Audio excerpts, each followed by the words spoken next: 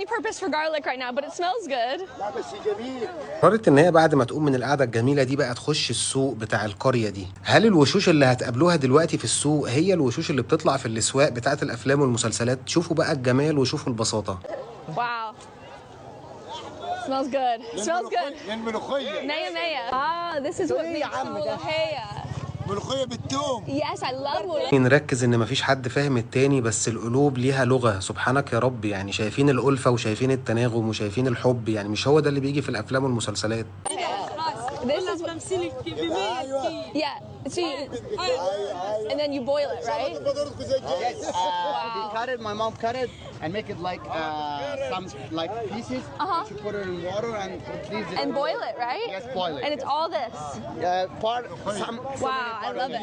With I the garlic. gamila.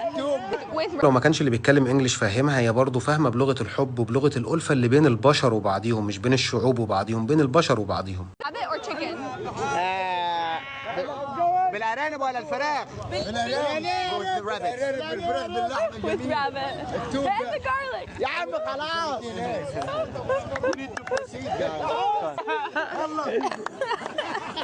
He's crazy with his garlic.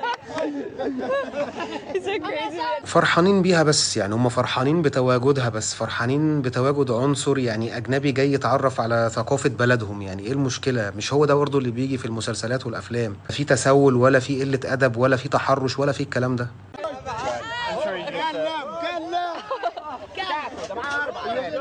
Oh wow!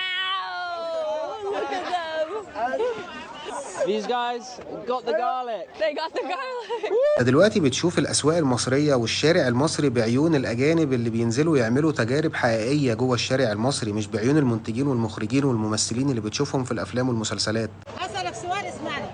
إيه رأيك في مناخ البلد اللي هي فيها؟ ست بسيطة قاعدة بتبيع حاجة، بتسأل سؤال يعني على إن هي ست مثقفة، يعني حتى لو بشكل بسيط، ولكن ست مثقفة يعني عندها وعي، فاهم؟ تسأل سؤال ليه لازمة كده حتى لو بسيط، يعني أنت متخيل؟ I love it. Tell her it's bustling. Bustling. Yeah, and I love it. And interesting. Very different from where I'm from. المكان هنا مختلف، يعني هنا غريب، يعني حاجة حلوة، حاجة إيجابية. عندك دول بكام؟ Yeah. She's asking a good question. Are you dressing the galabeya because you are convinced dressing the galabeya or just because some sort of entertainment? Oh, he loves it. هو حاببها، حابب يلبسها. بتسأله على الجلابية اللي كان عاملها مع الراجل المحترم بتاع الأقصر اللي خده عند الدكتور وفصل له الجلاليب في ساعتها، هو ده نفس الشخص اللي مع البنت دي. حبيبها. It's comfortable. Say I've got 3 galabets. هو معاه 3 جلابيات، 3